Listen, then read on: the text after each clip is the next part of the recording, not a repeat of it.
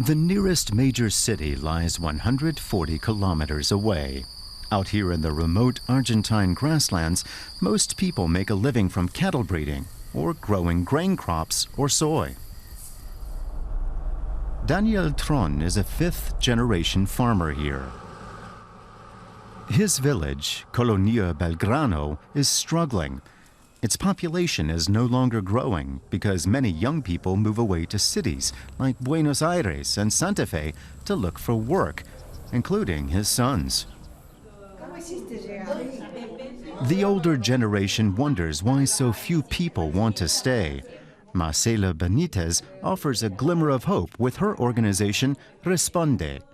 She's trying to rescue villages on the brink of extinction, places like Colonia Belgrano. There are plenty of people who are tired of city life and who aren't thriving there. These villages are wonderful. They're hidden gems. I want people who aren't doing well in the cities to have the opportunity to live in a village. More than half of all Argentinians now live in cities. It's hard to lure young people back to the villages. They need work, after all. But the Lopez and Rodriguez families have taken the plunge. For a few weeks now, they've been renting a house in Colonia Belgrano. This project offered me a way out. I used to live in the city in a very dangerous area. I didn't like it because I had young children, Matilda, Francesco, and Florencia. And as they got older, the issue of safety became more pressing. One man is an air conditioning technician, the other a plumber, both useful jobs out in the country. In the city, the tradesmen barely scraped by. They lived in a poor neighborhood and worried about their children. We had to work long hours just to afford our living costs. It's too dangerous to let your kids play outside, so you have to send them to a club outside school hours.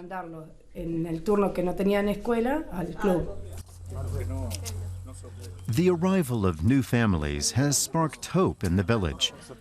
Residents even pitched in to spruce up the local church. Among them, farmer Daniel Tron.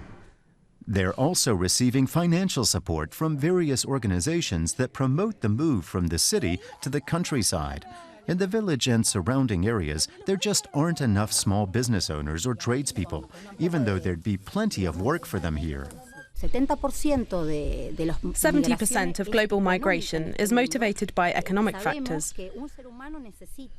We know people have to work to live, and helping small businesses to carve out a niche, giving them an opportunity to grow in this village. That's the first step towards saying, yes, we can do this in any village. But the transition isn't always easy. The village school has to have space for newcomers and be able to accommodate their age group. Regular support and financial assistance are part of the NGO's program. The families have to be carefully integrated into the community, but there are communal events to help with that.